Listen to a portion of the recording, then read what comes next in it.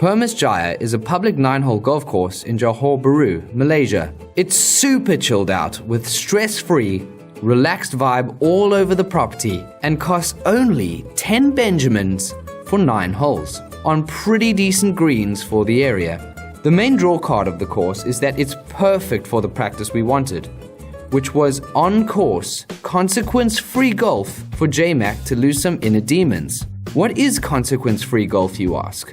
Well, you find yourself a brodog who's willing to play alternate shot using both balls. You both hit tee shots and then switch balls. You hit your brodog's next shot and he hits yours and so on. That way, you never have to deal with the consequence of any one of your shots. What's the point? You'll hit shots totally stress-free because you don't have to worry about the result. This will often relax you and allow you to attempt shots you wouldn't normally hit because, well, it's not your problem after that. You also learn that you can pull the shots off and that you get in your own way when you put pressure on yourself. When your brodog screws up, you relax when hitting the next shot because it wasn't your screw-up, so you have none of the emotional baggage from your usual negative self-talk. I wanted J-Mac to get better at short putts and try some hybrids off the deck and see what he's capable of. It should also show us the differences and similarities between a 19 handicapper and a 4 handicapper. The green on this hole slopes big time from right to left, and being on the right side of the hole leaves a tough up and down or downgrain putt down the hill. The ideal shot is anything left of the pin. The front left bunker is fine, but the right side bunker is a guaranteed 4 or 5. So what would you do here? What would you do here? This, I'd actually hit a putter. Yeah, I reckon a putter's not a bad play. I wouldn't be happy chipping that. But I just love chipping. You do. Maybe I'll give it a go with a chip, okay? What board is this? Okay, so this one's a soft feel, so it's not going to check up as much as my normal shots do. So I'm going to have to adjust the landing spot a bit closer to me, and it's downhill.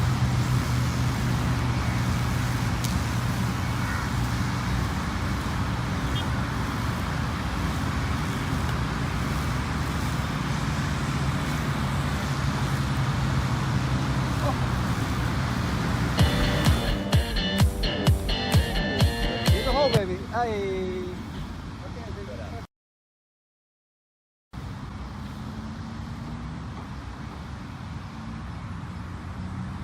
Good one.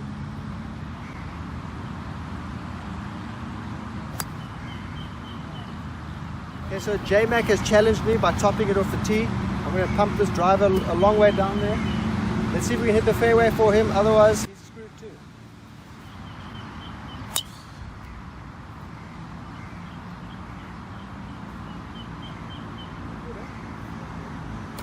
I find a lot of people think par 5, driver, like it's an automatic choice.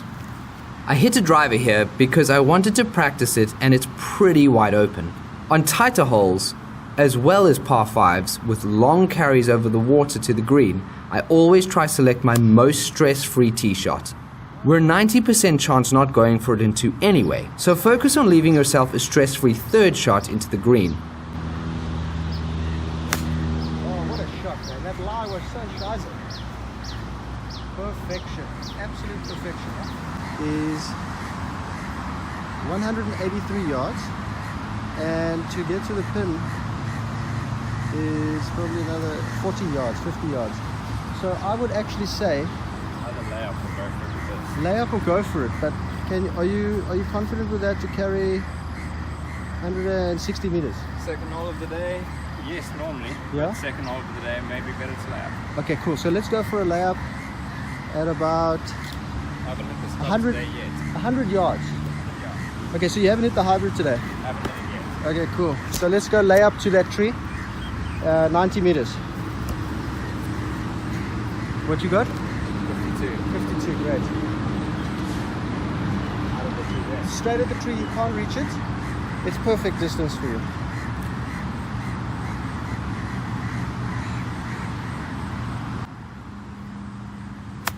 Yeah, great shot. Perfect.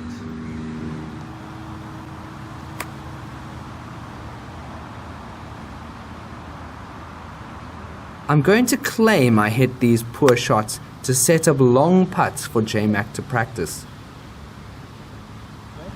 Okay, J-Mac, you happy with my approach? Nah, no. Could you have done better? Yeah, every time, man. Okay, well, I'll put it close. Cool.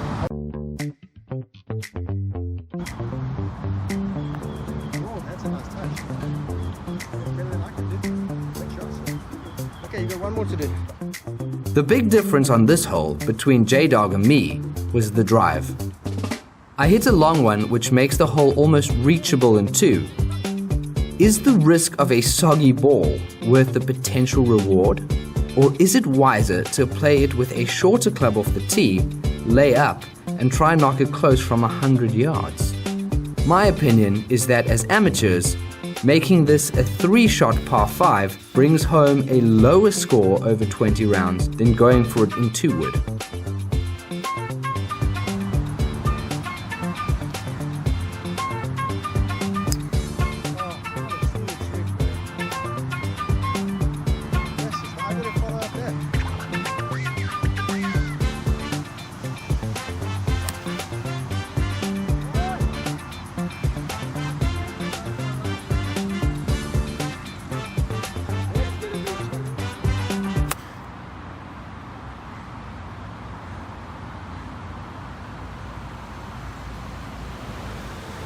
Players always try to go to the side or under trees. Going over the trees is a very stressful shot unless you have 110% confidence in the lie, your strike potential, and the trajectory of the shot. Remember, par 4s are just par 5s when you're trying to break 90. If you get in a bad shot, just get it back to the fairway for an approach to the green. I thought, yeah. Okay, so this is what I would do from here, 183 yards. I'm going to hit the 7-iron. To be sure to clear those trees, I'm going to hit a harder 8.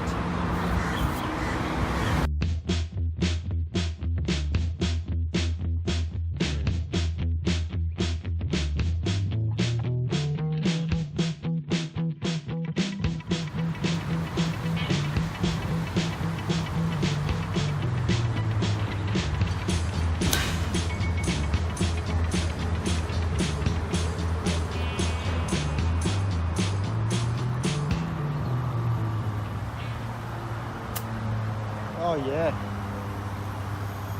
Okay, just on, no problem. Oh baby. Good shot, sir.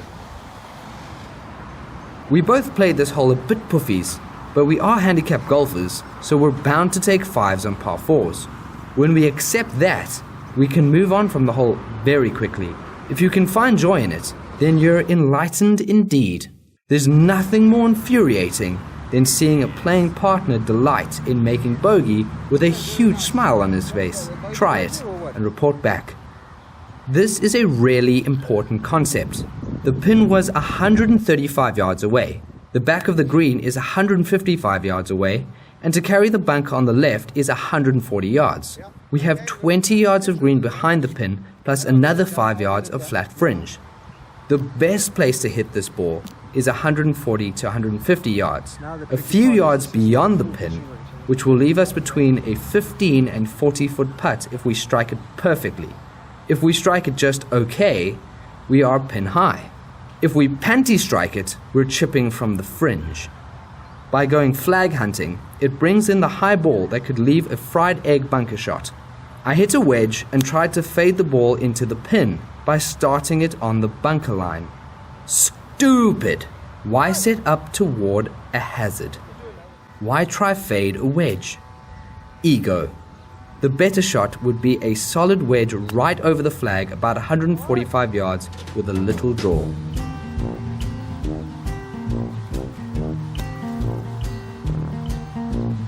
Okay.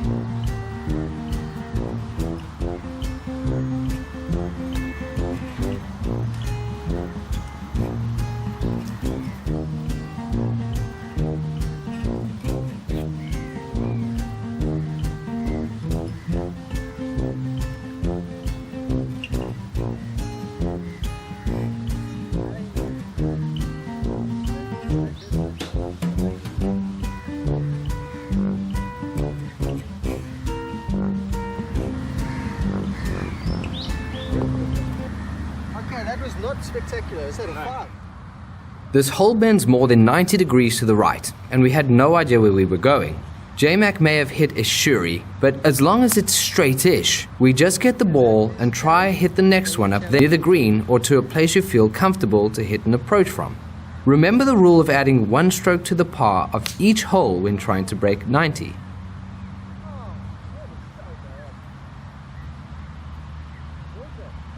J-Mac's little topperoonie over here got me just enough distance that I can actually see the hole. It's only 150 yards to cut this little dog leg here.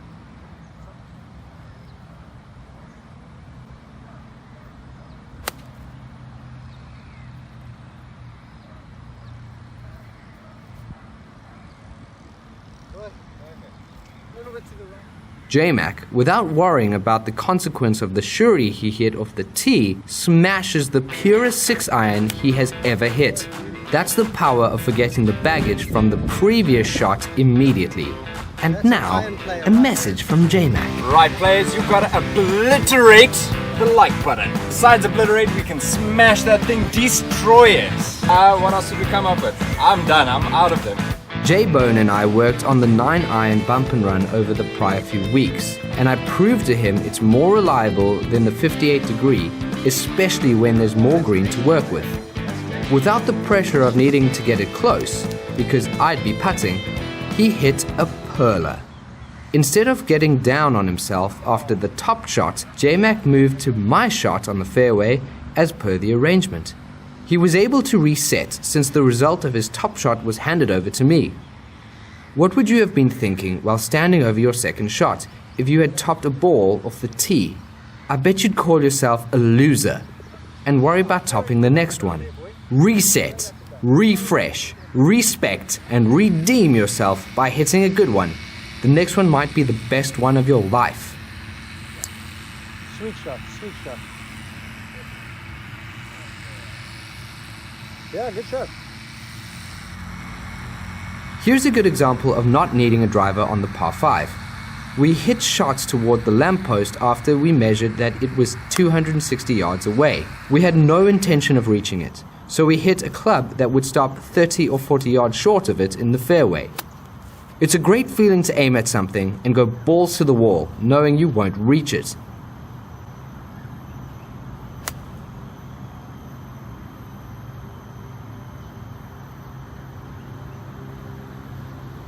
So we've got 250 to the hole. 250 to the hole. What do you want to do? What do you really feel like doing? I want to hit this. You want to hit the hard one? Yeah. All right, pump it. Let's see where it goes and I'll recover. J-Mac didn't worry about where the ball went, which gave him free license to hit the hybrid off the deck. This is a potentially valuable shot for him if he can get confident hitting it off the deck. The lack of consequence relaxed him and he hit a screamer. We must lose all attachment to the result of the shot so that we can A. play fearlessly and B. accept any result, thereby seeing the next shot as a new challenge that it is. Hit what feels good in the moment and deal with the next one as it comes. Nothing that happened before has any bearing on the next one. Confidence. Fake it till you make it.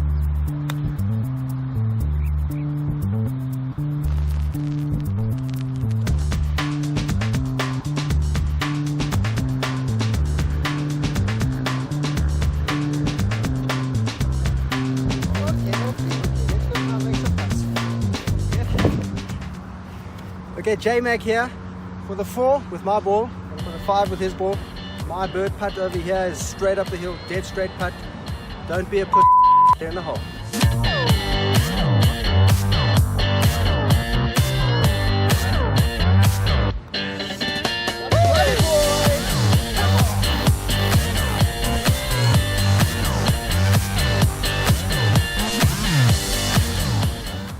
This was a training day for me too, so I was happy knowing J-Mac would hit my recovery shot if I screwed up this driver. I would generally hit a 2-iron up there, but it was BDE time. Now players, I do agree that the Titleist Pro V is definitely longer than the Chrome Soft. I probably will not be playing Chrome Soft anymore and I'll move to a firmer ball.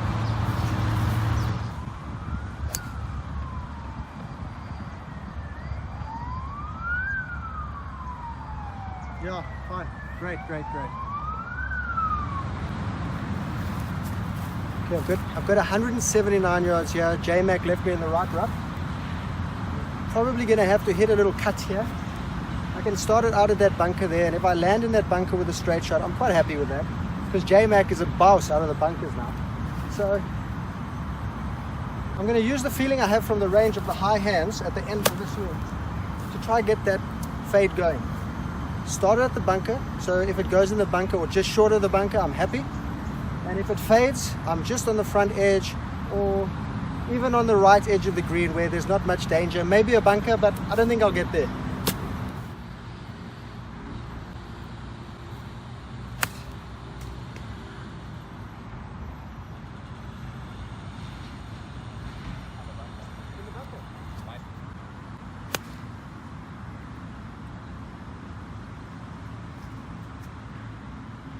Didn't even see it. Where is it? A bit short, actually.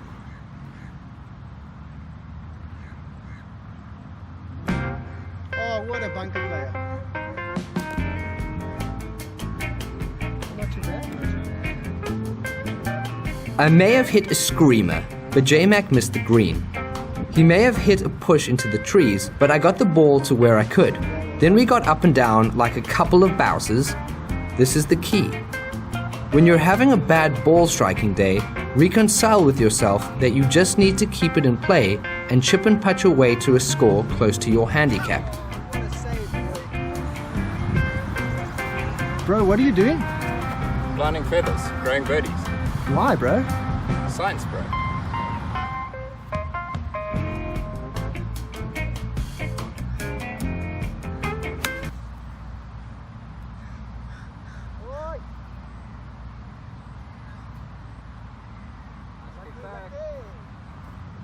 I wanted more than 90 yards into the green, so J-Mac thought he'd swing smoother, and this is where he really had an epiphany. Swing, man. Where have you been, baby? Oh.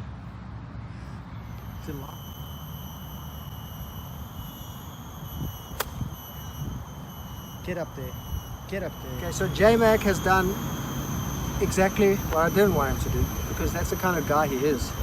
He left me 86 yards. I can deal with it, but I'm not happy. I'm not a happy boy.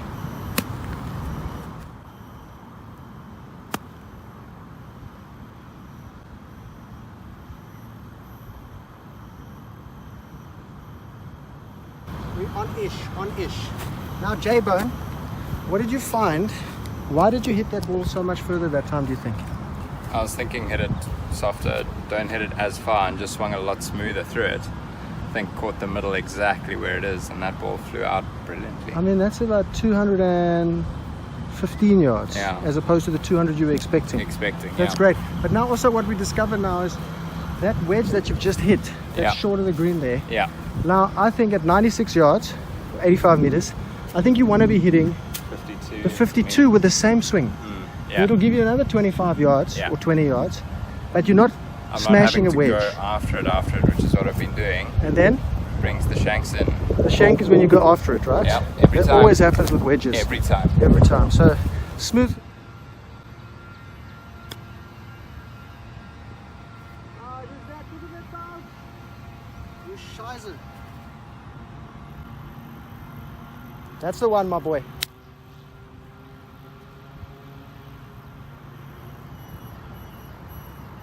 There we go. There we go. Come on! What a putter! Yeah.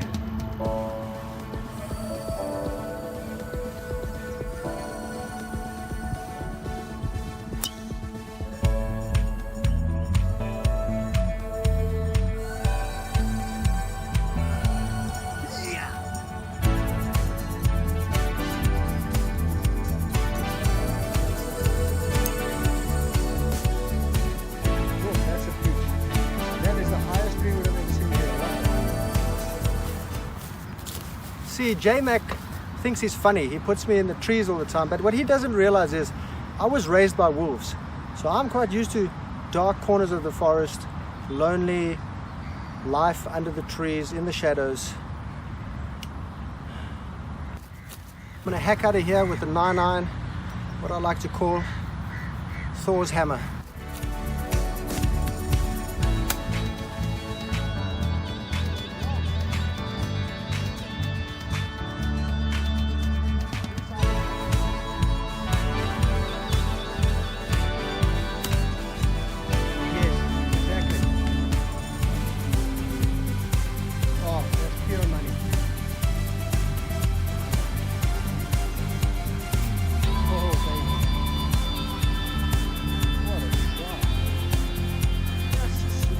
Better than me now, bro.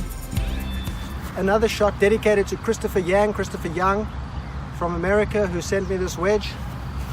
This chip-in is for you.